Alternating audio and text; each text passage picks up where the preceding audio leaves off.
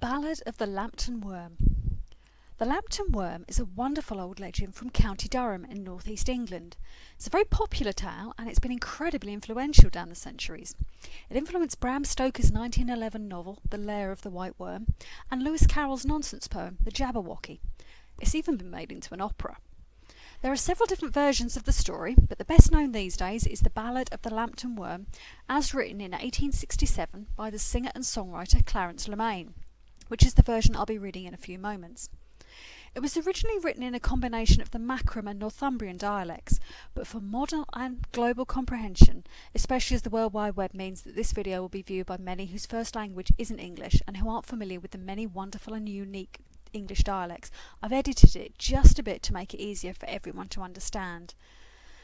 Now, although the tale refers to a worm, it doesn't mean a wiggly little earthworm like those in your garden. Oh no. Worm in this instance is an old dialect word we've got from the Vikings, and it means a wingless and sometimes legless dragon or supernatural serpent. The events of the story are rumoured to have happened in the 14th century, and the Lambton family really did exist, and they were the local aristocracy.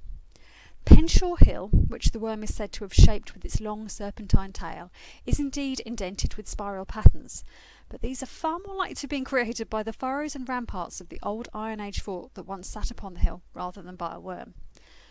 Personally, I've always rather felt the moral of the story is there are consequences to our actions. So don't mess around with nature, and certainly don't go taking creatures out of their natural ecosystem and sticking them randomly into another, because it won't end well. American grey squirrels in the UK, rabbits in Australia, worms in Wales. None of it ends well for local flora and fauna. But then, I've always loved dragons of all kinds. I even had a dragon instead of a teddy bear when I was growing up. So I do tend to be a little on their side whenever I'm reading the old myths and legends. So my take on things is always a little different. So, are you sitting comfortably? Then I'll begin. The Ballad of the Lambton Worm. One Sunday morning young John Lambton went a-fishing in the weir, and caught a fish upon his hook he thought looked very queer. But what a kind of fish it was, young Lambton couldn't tell. He couldn't be bothered to carry it home, so he threw it down a well. Now Lambton felt inclined to go and fight in foreign wars. He joined a troop of knights that cared for neither wounds nor scars, and off he went to Palestine, where strange things him befell, and very soon forgot about the weird worm in that well.